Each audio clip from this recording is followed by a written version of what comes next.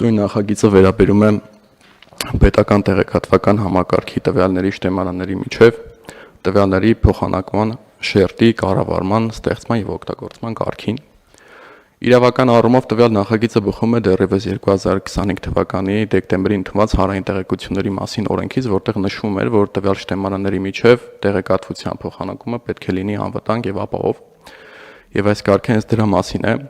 Փորձեմ ներկայացնել իրավիճակը այնպեսին, ինչպեսին կա այժմ եւ ինչպեսի փոփոխություններ է ենթադրելու պետական մարմինների միջև ինֆորմացիայի փոխանակման տեսանկյունից քաղաքացիների կյանքի կամ պետական մարմինների հետ փոխգործակցության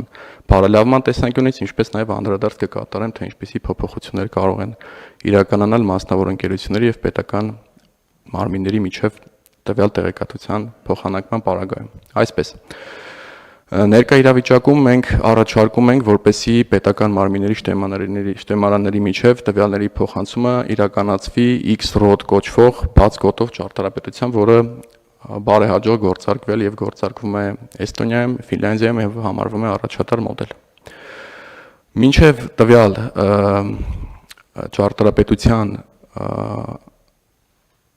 ինտեգրացիան մենք ունենք մի իրավիճակ, երբ որ պետական մարմինների շտեմարանների միջև փոխանցումը ինֆորմացիայի տեղեր ունենում տարբեր մոդելներով, լինի դա փակ ճարտարապետություն, բաց ճարտարապետություն, API եւ այլն։ Եվ դա հնարավորություն է տալիս, որպեսզի մեկ պետական մարմնի շտեմարանի տվյալները կրկնօրինակվեն մյուս պետական մարմնի մոտ։ X-ROAD տարբերակի պարագայում մենք ունենալու ենք մի շարք առավելություններ, որը բերելու է հետևյալի նախ առաջնային դա պետական մարմինների տվյալների կրկնօրինակման բացառությունն է։ Անվտանգության, գաղտնիության ապահովման որակը բավականին բարձրանալու է, հետագծելիությունը եւս ապահովելու, ինչպես նաեւ թափանցիկությունը եւս, որոնք հասանելի կլինեն օրենքով սահմանված դեպքերում եւ կարգով։ Սա պետական մարմինների միջև տվյալների փոխանցման արդյունավետության տեսանկյունից, քաղաքացիների մասով կյանքի բարելավման տեսանկյունից նշեմ, որ մեկ պատուհան, այսպես անվանենք, տարբերակը առավել գործնական կդառնա, այսինքն եթե նախկինում կամ որոշակի ներկայիս պրոցեսների ժամանակ քաղաքացին դիմում էր որևիցե մեկ պետական մարմին եւ պետական մարմինը պահանջում էր անվանենք տեղեկանքներ բերել այլ պետական մարմիններից, քաղաքացին գնում էր ֆիզիկապես դա հավաքում էր կամ որոշակի տվյալներ, որոնք այսօր հասանելի են, փոխանցվում էին նախկին ճարտարապետությամբ, այժմ արդեն մեկ նույնականացման պարագայում քաղաքացին հարցում է կատարելու պետական մարմինի, իսկ պետական մարմինը տվյալ համակարգին միացած մյուս բոլոր մարմինների ստանալու այդ տվյալները թեթևացնելով քաղաքացու հոգսը։ Ներկայումս ինտեգրացիայի փուլում ներգրաված են 35 մարմիններ, որոնցից 20-ը պետական մարմիններ են, 15-ը մասնավոր ընկերություններ։ Պետական մարմինների պարագայում մինչև 2027 թվականի հուլիսի 1-ը պարտադիր է լինելու ինտեգրացիան տվյալ համակարգին, իսկ տեղական ինքնակառավարման մարմինների իրավաբանական եւ ֆիզիկական անձանց պարագայում լինելու է ըստ հայեցողության։ Կցանկանամ հավելել նաեւ, որ տվյալ համակարգի կառավարման, օգտագործման, անվտանգության ապահովման պատասխանատվությունը դրված է տեղեկատվական համակարգերի կարգավորման հանձնաժողովի վրա։ Կարծում եմ այսքանը, շնորհակալ եմ, խնդրում եմ հաստատել։ Շնորհակալություն, պարոն Ալեքսիսյան, շատ կարևոր հարց է։ Իսկ այդ խողովակները, թունելները ով է սպասարկելու։ Տեղեկատվական համակարգերի կարգավորման հանձնաժողովը։ Չէ, ինքը որպես կարգավորող, բայց ֆիզիկապես այնուամենայնիվ ինչ որ մեկը պիտի դա սպասարկի, չէ։ Այս տեխնոլոգիայի ամենակարևոր իմաստը նա է, թե ինքը բաց source, բաց է, բաց ինտերնետ միջավայրում կարողանում ենք ամենաանվտանգ, կիբերանվտանգ տվյալների փոխանակում իրականացնել, որտեղ տվյալը երկու շտեմարանի միջև փոխանակումը կոդավորվում է, ապակոդավորվում է, լոգերը ֆիքսվում է եւ քաղաքացին էլ համարվում է համակարգի մասնակից, լոգի մեկն էլ հասանելի է քաղաքացուն։ Կոդավորման ալգորիթմով է տալիս։ Հենց մեջը դրած է ծրագրային, ինքը եւ ապարատա ծրագրային համակարգ է, որտեղ այդ encryption-ը կա։ Հիմա գիտության միջոցով երկարաժամկետում ընտրելու եւ այդ կրիպտոգրաֆիան անընդհատ զարգացնելու միջոցով անվտանգությունը կարող ենք տանել հիմա միջազգային աղբյուրներից ու բաց կոդերից ենք օգտվելու, հետագայում կարող ենք դա բարդացնել, մինչև անգամ այդ քվանտային տեխնոլոգիաները, որ գալիս են, ցանկացած կոդ հնարավոր է կոտրել, տեխնոլոգիաները, որ դնում ենք, եւ այս համակարգը այդ տեխնոլոգիաներին նաև պատրաստ են, անցումը հնարավոր է։ Այրցան մի հատ մեզ կբացատրեք, իսկ ո՞րն է հեղինակի շահը, որ ինքը անվճար տես ծանր ու բարդ ծառայություն մատուցում, մենք էլ պատրաստ ենք դրանից օգտվել։ Սա ստեղծել են պետությունները, Եվրոմիությունը ստանդարտ ընդունել է, համարվում է աշխարհի լավագույն ստանդարտը, մենք էլ միացել ենք այդ խմբին, որով այսուհետ զարգացնելու ենք այդ համակարգը։ Իսկ անդամավճար պիտի տանք, թե փոքր անդամավճար ապագայում հիմա ծրի ենք միացել, այդ միանալն էլ է process, պետքա որակավորվենք, որ կարողանանք այդ խմբի մեջ հայտնվել։ Դա նորդիկ եւ մերձբալթյան երկրներն են այդտեղ, մի քանի Եվրոմիության երկրներ, ու հիմա այս ստանդարտը միջազգային ստանդարտ է դառնում, որովհետեւ այնքան խորն է զարգացել ու տարեկան մի քանի միլիոն դոլար իր զարգացման մեջ դնում են։ Ամբողջությամբ բաց է, հասկանալի է, անվտանգային խնդիրները լրիվ լուծած է եւ ինքը, որ պատկերացնեք, գրավոր ուղեցույցի հիման վրա միջին մակարդակի ՏՏ մասնագետը կարող է մի շաբաթվա ընթացքում այդ սերվերը բարձրացնի։ Սա որ վիզուալ նկարագրեմ, մեր տվյալների շտեմարանն է, աղյուսակներն է, վրան այս համակարգն է դրվում, հետո ծրագիրն է աշխատում։ Այսինքն մեր տվյալը միշտ ապահով է շտեմարանում եւ տվյալի շարժը ֆիքսվում է երկկողմանի կոդով ու ապացուցելիությունն է շատ կարեւոր սրա, որովհետեւ հիմա ինչ ենք անում, որպեսզի կարողանանք իրավական հիմք ստեղծենք, տվյալները վերցնում ենք մի շտեմարանից, դիմում ենք սարքում կամ տեղեկանք, ստորագրում է քաղաքացին, որով իր տվյալը հավաստում է, նոր է իրավական։ Հանրային տեղեկությունների մասին օրենքով արդեն դրա խնդիրը չկա։ Փաստը, որ մի գերատեսչությունը կամ մասնավորը հարցում արեց բնակչության պետական ռեգիստր իմ անուն ազգանունը,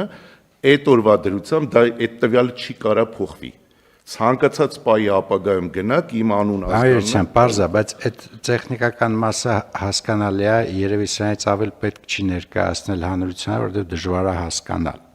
Ես օրինակ մի 5 րոպե արդեն չեմ հասկանում ինչ եք ասում, բայց քաղաքացու համար սա ինչ նշանակում։ Սա նշանակում է, եթե քաղաքացու մասին պետությունը որևէ մի շտեմարանում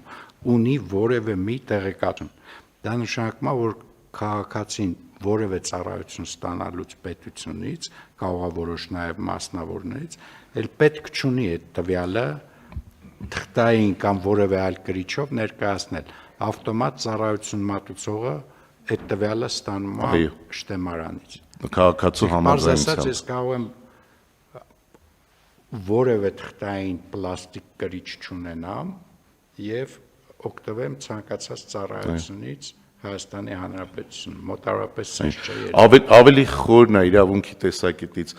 բաց տվյալների քաղաքացուն եւ քաղաքացինը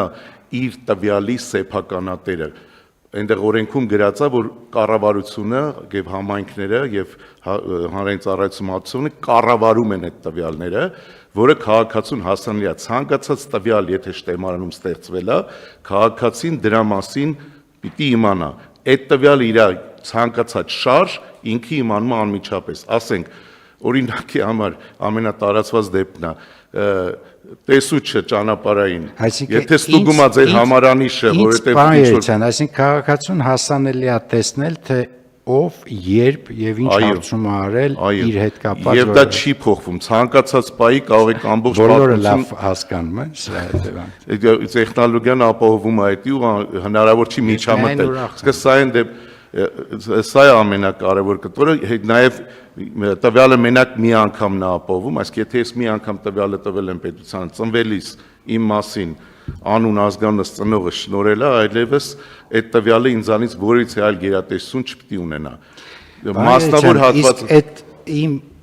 տեղեկատվության վերաբերյալ լոգերի քաղվածքը ինձ անվճար է հասանելի, թե պետությունը կարող է վճար դնել դրան։ Ոչ, հարթակեմում իմ տվյալները տիրույթ կա եւ բոլոր համակարգերը պետքա ապահովեն այդ հասանելիությունը։ Ես իմ տվյալ, հիմա էլ կա ծառայությունը, իմ տվյալները մտնում եմ, ես տեսնում եմ իմ վերաբերյալ բոլոր տվյալները, դրանց շարժը եւ այլն։ Լոգերով, հա, ով է։ Լոգերով չի, մարդկային տեքստով եմ տեսնում, բայց կարող եմ լոգը վերցնել, ապացուցել դատարանում։ Մեկ էլ մի բան եմ ուզում բանանեմ, կոնկրետ օրինակ, բանկերը, որ միացել են ՊԵԿ-ի հետ, հաջորդը դրակն է լինելու, ասենք հայտարարագրման հետ կապված նախալրացվել Այո, կոնկրետ ասեք, հիմա դուք հայտարարում եք բանկերը միացել են ՊԵԿ-ի հետ, դա կդառնա լրիվ ուրիշ մուտացիա։ Բանկերը միացել են այս X-ROT համակարգին, նաև պետական մարմինները աշճանաբար, որ միանում են այդ X-ROT համակարգին, կարողանում են նաև բանկերի ու մասնավոր հատվածի ու պետության միջև տվյալների փոխանակում իրականացվի եւ ոչ միայն հանրային տեղեկատվությունը մասնավորին տրամադրելն է անձի համաձայնության ներքո, այլ նաև հակառակն էլ է տեղի ունենում, դրա համար ՊԵԿ-ի օրինակը բերեցի, մենք խնդիր ենք դրել, որ մեր հայտարարագրերը նախալրացվեն, այսինքն մեր համաձայնությամբ բանկում իմ եկամուտների մասին դեպոզիտների եկամտի մասին տվյալը ավտոմատ լցվելու է իմ հայտարարագրի ես գործողանելու բան չունի։ Սա արդեն կոնկրետ տեստային միջավայրում աշխատում են միասին, պետք է լինի։ Շատ լավ, իսկ կիբերանվտանգության երաշխիքը ոնց է այս։ Երկու կարևոր բան, ասեցի կոդավորում, ապակոդավորումն է։ Տվյալը ով է սերտիֆիկացնում, որ այդ կոդավորում, ապակոդավորում այդ այս համակարգը ամբողջությամբ սերտիֆիկացված է։ ում կողմից։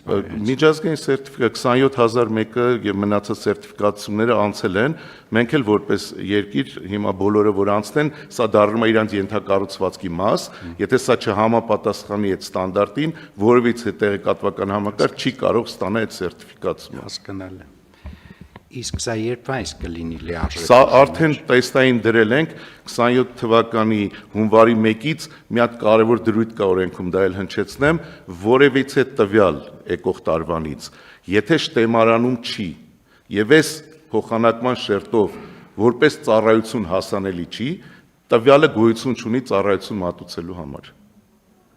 Անցումային դրույթ է դրած։ Այսինքն մենք պետք է մինչև տարվա վերջ բոլոր տվյալները շտեմարաններում եւ բերենք կանոնակարգ ընդունենք, երկու որոշում էլ է գալու, մեկը տեղեկատվական համակարգերի կառավարչական համակարգն է, որտեղ բոլոր շտեմարանները պետք է կանոնակարգ ունենան, ինչ տվյալներ է, ում հետ ինչ են փոխանակում եւ ինչ անվտանգության այլ միջավայր պետք է ստեղծվի այդ շտեմարանի հետ կապված, այդ թվում վարչական շտեմարանները եւ երկրորդը դրանց անվտանգության միջոցառումների վերաբերյալ որոշումն է, որը հաջորդիվ արդեն կառավարությունում կմտնի կքննարկենք։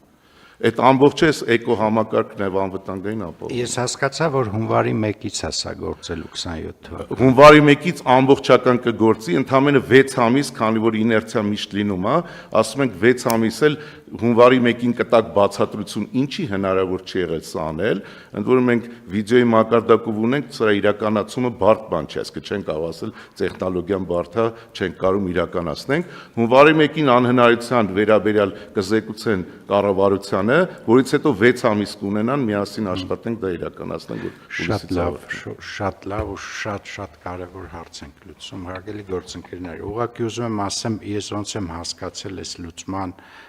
հիմնական նպատակներից մեկը։ Շատ դեպքերում մենք ունենք 1000-ից ավել հանրային ծառայություններ, համայնքային պետական ծառայություններ։ Հիմա դրանց մի զգալի մասը ծառայությունա տեղեկատվություն տալու, տեղեկատվություն վերցնելու, տեղեկատվություն տալու, որպեսզի այլ պետական մարմին այդ տեղեկատվությունը ներկայացվի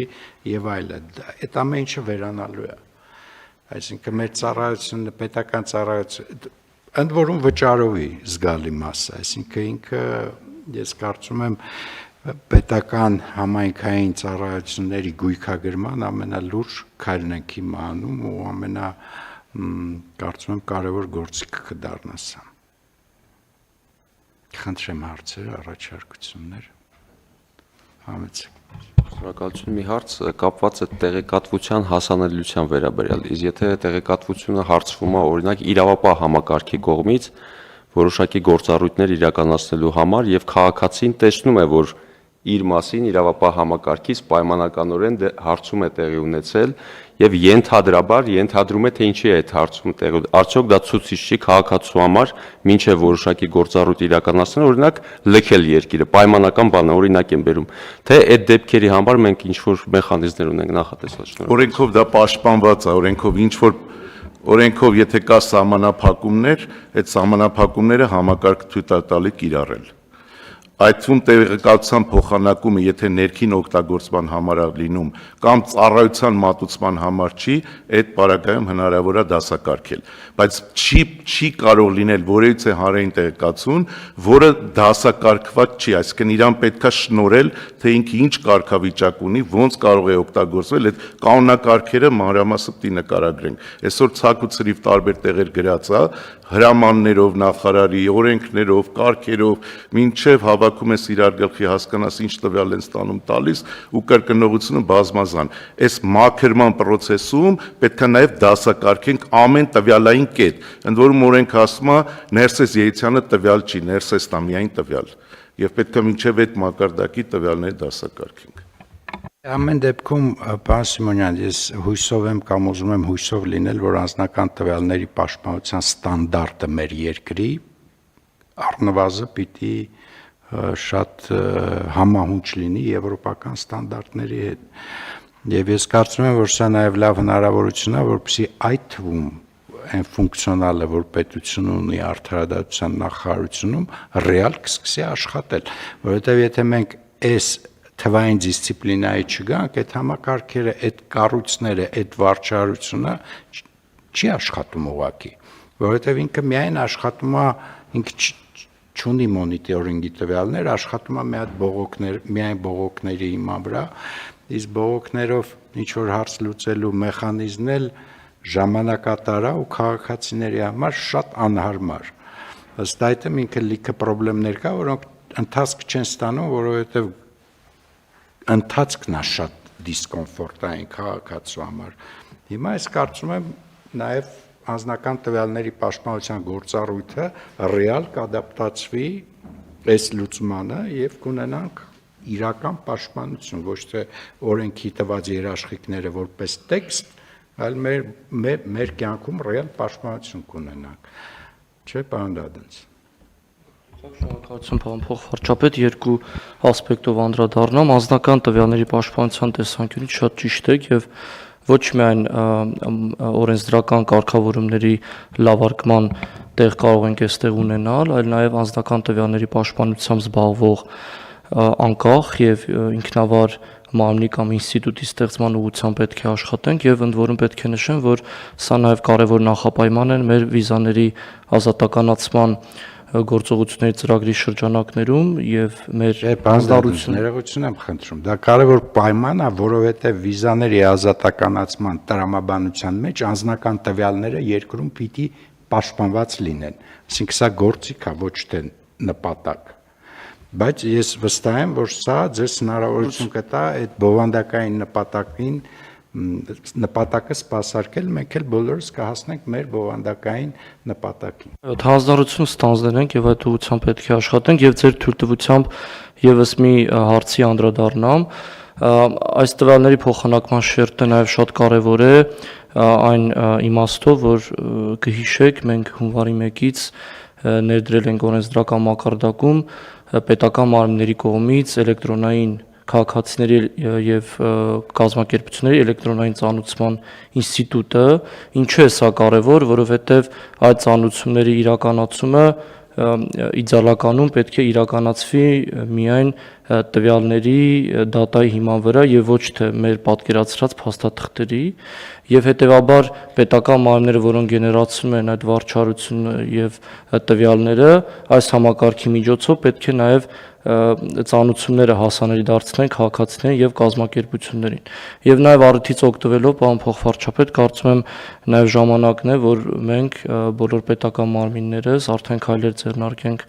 այդ համակարգին միանալու համար էլեկտրոնային ծանուցումների, քանի որ աշխատել ենք նաեւ հանձնաժողովի եւ գործակալության հետ եւ արդեն քաղաքացիների համար հարթակետեյում ակտիվացվել է այդ փոստարկղը եւ պետական մարմինները այդ համակարգին միանալու դեպքում կարող են արդեն իրագործել էլեկտրոնային ծանուցումները, քանի որ օրենսդրական բազան արդեն պատրաստ է։ Շնորհակալություն։ Շնորհակալություն, պարոն Դադոնց։ Համաձայն եմ ձեզ հետ ամբողջությամբ եւ եթե կարիք լինի մի հատ լրացուցիչ գործընկերներին ծանուցենք այդ էլեկտրոնային կամ դիմենք խնդրանքով, որպեսզի այդ պրակտիկան կիրառեն, խնդրեմ առաջարկեք, բան անենք, ձևակերպենք նաև մի հատ էլ լրացուցիչ հանձնարարական կամ որոշում, որովհետեւ դա անպայմանարույթ է, շատ կարևոր է։ Խնդրեմ հարգելի գործընկերներ, այլ հարցեր, առաջարկություններ կան։ Խնդրեմ Տիկին Սարգսյան։ Իրականում, պարոն Գրիգորյան, ես կարծում եմ, որ ոչ նորմալ բան չկա, որ մեր ռեֆորմները իրար մոտիվացնում են ու թույլ են տալիս մեզ առաջ գնալու, որովհետև այս նույն ռեֆորմը, որը կա, զուգահեռ թե անձնական տվյալների պաշտպանության ռեֆորմն է, ստիպել, որ ավելի մեծ թափով շարունակենք եւ թե նաեւ բնակչության պետական ռեգիստրի ռեֆորմը։ Հիմա աշխատում ենք պարոն Երիցյանի թիմի հետ հենց այս X-Road-ի պիլոտավորման տրամաբանության մեջ, որովհետև ի վերջո հանրապետությունում բոլոր տվյալների հիմքը հենց ՆԳՆ բնակչության պետական ռեգիստրն է, եւ այստեղ մեզ համար շատ սկզբունքային է, որ ռեգիստրը անկախ X-Road-ից լինի կիբերանվտանգության տեսանկյունից պաշտպանված, տվյալները, որոնք որ կտնօրինվեն մեր քաղաքացիների կողմից, լինեն հենց ճշգրիտ այն սխեմայով, ինչ որ պարոն Երիցյանը նկարագրեց, որպեսզի անձը կարողանա ինքը մտնի եւ տվյալի խմբագրության հայտ ներկայացնի եւ ինքը հաստատի, որ տվյալն այդպիսինն է, եւ կարծում եմ իհարկե վիզաների ազատականացումը ոչ թե առաջնային նպատակ է, այլ ածանցվող որպես այդպիսի նաեւ հետևանք մեր ռեֆորմներից, այդուհանդերձ գործընկերներ ուզում եմ փաստել, որ գնահատել են թե բնակչության պետական ռեգիստրի մասով մեր ունեցած առաջընթացը եւ թե նաեւ X-Road-ի ներդրման ուղղությամբ կտորը, որովհետեւ ԵՄ տարածքում շատ կիրառվող մեխանիզմ է ըստ էության եւ սա երաշխավորում է նաեւ ստանդարտը տվյալների փոխանակման, անվտանգության, այդ թվում անձնական տվյալների պաշտպանության տեսանկյունից եւ նաեւ պարոն Դադունցի նշած կտորը եւս կա արձանագրված, կարծում եմ ճիշտ ճանապարհով գնում ենք առաջ, մեզ մնում է միայն ժամկետներում ճշգրիտ տեղավորվել, որպեսզի որևէ ռեֆորմից կախված չլինի որևէ գործողության արդյունավետ իրականացում։ Միանշանակ Տիկին Սարգսյան, ես համաձայն եմ ձեզ հետ, ինձ ընդ որում ամենաշատը անհանգստացնում է ԲՊՌ, ԿԿ, այսինքն որպեսզի մեր ծառայությունները առավել եւս սոցիալական լինեն ջուրին եւ թիրախները ավելի ճիշտ իդենտիֆիկացնենք մենք պիտի հասնենք այն նպատակին, որ ԲՊՌ եւ ԿԿ թվային կապը լինի, պարոն Դադունց, որովհետև մենք ԲՊՌ-ում բոլորից տեսնում ենք, բայց ընտանիքները չենք տեսնում։ Եվ չեմ ուզում ունենանք մի իրավիճակ, որ այսքան գործ անելուց հետո էլի պարզվի, որ ընտանիքի իդենտիֆիկացումը արվելու է տեղեկանքներով։ Դա եւ արդյունավետ չէ, եւ շատ ծառայության որակի իմաստով կտրուկ նվազում է ծառայության որակը։ Ծախսատարությունը ավելացնում է, քաշքշուկները ավելանում են եւ այլն եւ այլն։ Ուղղակի օգտվելով առիթից հաշվի առնելով այդ ճարտարապետությունը ոնց եմ ես զգում, ես կարծում եմ մեզ մնացել է ԿԿ-ը թվայինացնելու խնդիրը լուծել եւ ծառայությունների 90%-ը անհրաժեշտ տեղեկատվությունը ես կարծում եմ ավտոմատ կգեներացվի ծառայություն մատուցողի մոտ եւ քաղաքացիները հաճույք կստանան պետությունից ծառայություն ստանալիս։ Պարոն Երիցյան, ինչ-որ բան սխալ ասեցի։ Չէ, ճիշտ եք ասում, ուղղակի մի լրացում անեմ, ԲՊՌ, որ ասում ենք նոր օրենքը ընդունել ենք անցած տարի հուլիսին, դա այսօրվա մեր պատկերացրած ԲՊՌ-ն է փաստաթղթերի տվյալը հանած մեր տվյալները եւ ՔԳԱԿ-ը միասին մեկ շտեմարան, որին վարչարական հասանելիություն ունենում եւ արդարադատության նախարարության կառույցները եւ ՆԳՆ-ը։ Ես դեմ չեմ, բայց պիտի տեղեկատվությունը թվայինացված լինի դրա համար, պարոն Երիցյան։ Այդ նոր շտեմարանը, որ ձևավորվում է, այդ միգրացիայի գործընթացում նաեւ լուծվում է թվայինացման այդ խորհրդության հարցը սկաներների եւ տվյալների թվայինացման։ Շատ լավ, հիմա մենք շատ չխորանամ էլի տեխնիկական քննարկում։ Շատ լավ, այսինքն ես հասկանում եմ, որ մենք հունվարի 1-ի դրությամբ այդ բոլոր խնդիրները պիտի լուծած լինեն արդեն, որպեսզի լիարժեք լինի այդ կոմունիկացիաները։ Անդադնց ճիշտ եմ հասկանում։ Հունվարի 1-ից նոր տվյալների փոխանակման շերտն է գործելու ըստ էության, բայց իմ կարծիքով այն մեծ տվյալների բազան, որ հիմա առկա է եւ միլիոնավոր փաստաթղթերը, որոնք տասնամյակների ընթացքում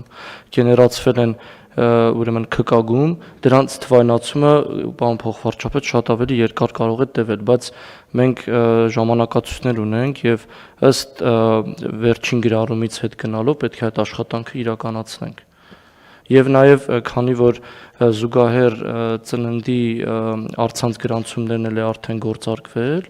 կարծում եմ ապագայում արդեն այդ խնդիրները չենք ունենալու, որովհետեւ ինչ որ բայից սկսած արդեն թվային է գրանցվում եւ գրանցվել, մենք պետք է հները սկսենք թուղթը դարձնել տվյալ, որը երկար աշխատանք է, բայց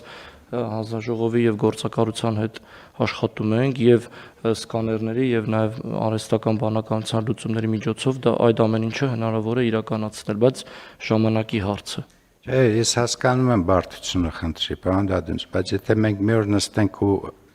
շատ հստակ սելեկցիա անենք, ինչն է առաջնային, ինչը կարող է մնա թղթային արխիվ նույնիսկ թվայինացնելու կարիք չկա, ես կարծում եմ մենք ընտանիքները մեր երկրում շատ արագ կիդենտիֆիկացնենք։ Այո, մենք միշտ ասում ենք, որ այդ փաստաթղթերը թղթային կրիչներով շատ դժվար է թվայինացնել։